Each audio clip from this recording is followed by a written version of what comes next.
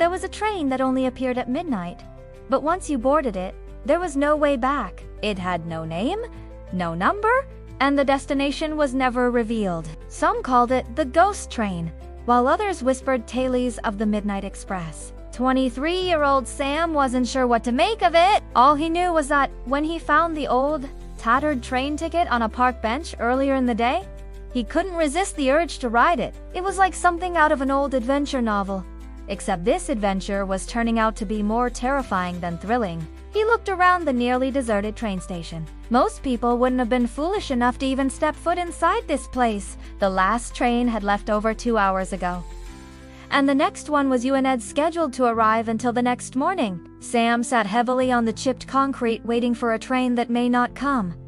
He pulled the ticket out of his pocket. One-way Midnight Express! No return. There was something about those words that sent shivers down his spine. Then he heard it. A whistle echoing through the cavernous space of the empty platform. Sam's head snapped up. Was he hearing things? He checked his watch. 11:45 p.m. Could there still be a train? He squinted into the gloom. A faint glow appeared on the horizon, getting brighter. An old black steam train seemed to materialize out of the darkness, its golden headlights cutting through the thick night like twin beams of light from a lighthouse piercing the fog. It came to a stop right in front of him, hissing and belching out plumes of white smoke. The train looked ancient, like something from the Victorian era, with peeling paint, rusting metal, and mismatched carriages. But there was something even more unsettling about it. The windows were blank, featureless voids staring back at him. And as Sam approached, he noticed that the reflection of the train lights didn't show in them. It was as if they were looking into a bottomless pit. Sam stood frozen, torn between the instinct to flee and the morbid curiosity to know more. His eyes flicked to the ticket in his hand. Was this real or a cruel trick of his imagination? He hesitated, then slowly reached out and knocked on the carriage door. He knocked again, louder this time, but there was no reply. The silence was heavy, broken only by the rhythmic chugging of the engine. The train had been here only a moment ago, but now it was gone, vanished without a trace. Had it been a figment of his imagination, a hallucination brought on by stress, lack of sleep, or too much caffeine? He rubbed his eyes, trying to clear the image of the train from his mind. But the memory was still there, vivid and undeniable. Desperation clawed at him. If he didn't do something, he'd spend the rest of his life regretting it. He jumped onto the tracks, the gravel crunching under his shoes. No one would see him here. He might be crazy, but he wasn't stupid. He could still get out of this. Just a few more steps and he'd reach the end of the line, the point where the tracks disappeared into the darkness. Beyond that, anything was possible. He could start a new life, reinvent himself. He climbed onto the first carriage, the Midnight Express. Then he heard it, a voice, low and raspy. "Ticket, please." Startled, Sam jumped off the carriage and turned to face the speaker. Standing before him was a tall, gaunt man with piercing blue eyes that seemed to stare right through him. His face was weathered and lined, his clothes stained and tattered.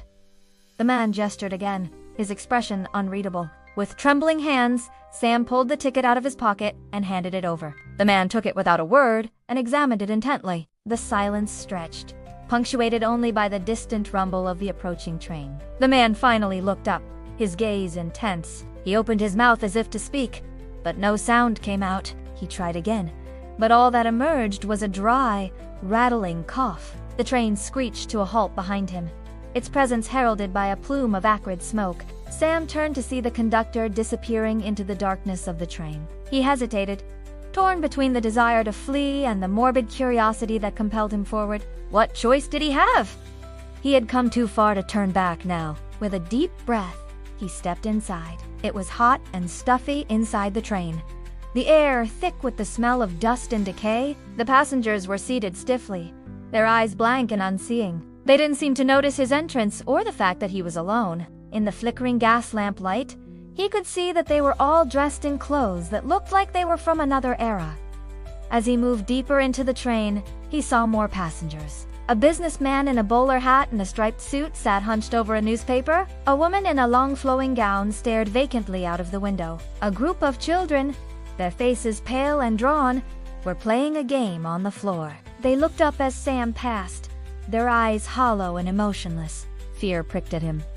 Where were the train staff? Why was everyone so eerily still? And why did it feel like the temperature was dropping? He tried to call out, but his voice caught in his throat. The train lurched forward and Sam stumbled, catching himself on a nearby seat. The sudden movement startled him, making him realize how tense and still he'd been. As he looked around, he noticed for the first time that the train was moving. The carriages were shaking slightly, and the gas lamps were swaying. He rushed to the window and peered out. The landscape was a blur of greens and browns. Trees and bushes whipped past, but he didn't recognize any of it. Had the train been moving the whole time?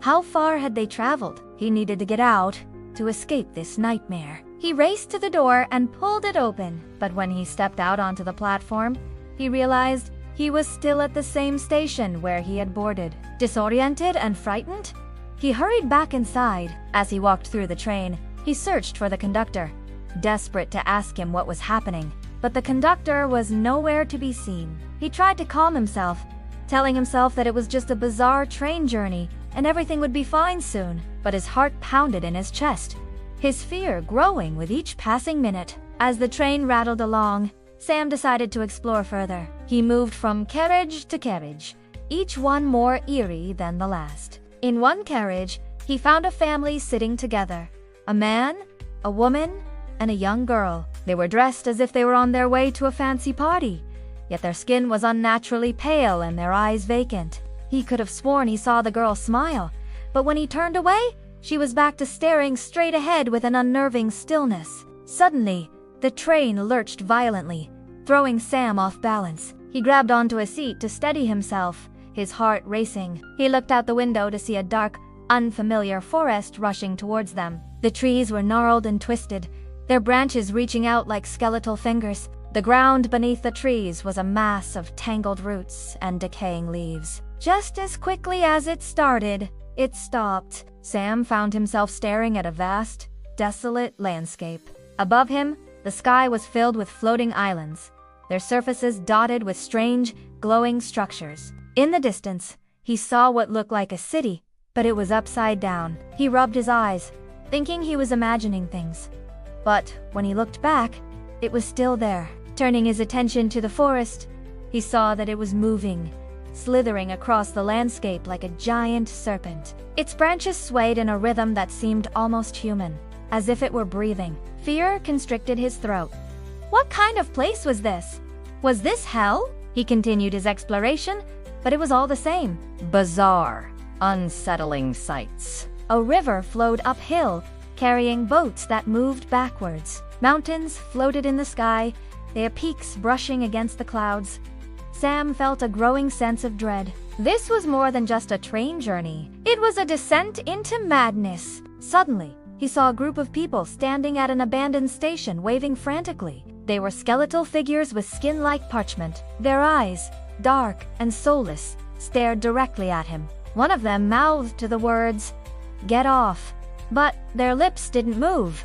Was he losing his mind? Were these apparitions reaching out to him from beyond the grave? He wanted to scream, to run, to escape this madness, but he couldn't. He was frozen, trapped in a nightmare from which there was no waking. He slumped down on a nearby bench, defeated. Then he saw her, an old woman with cloudy eyes and a frail frame. She was sitting quietly in a corner, seemingly oblivious to the chaos around her. He couldn't help but feel drawn to her. Maybe she could help him. Maybe she knew what was going on. As he approached, she turned her head and their eyes met. Her gaze was sharp and knowing, and he felt a chill run down his spine. She opened her mouth and spoke in a voice that was surprisingly strong. "Don't you understand? No one ever leaves this train. We're all just memories now." Her words hit him like a physical blow. Memories. Was he dead? But how? He looked down at his hands and gasped. They were translucent, like smoke. He was fading, becoming one with the train. Panic surged through him. He had to get out, to escape this ghostly purgatory. He stumbled to his feet and ran for the exit, his footsteps echoing in the cavernous space. He pushed open the door and stepped out onto the platform. But the platform wasn't there. Beneath him was a swirling vortex of darkness. The old woman's words echoed in his ears. No one ever leaves this train. You're all just memories now. The train was his tomb, and with a final shudder, the Midnight Express vanished into the endless night, taking him along with it.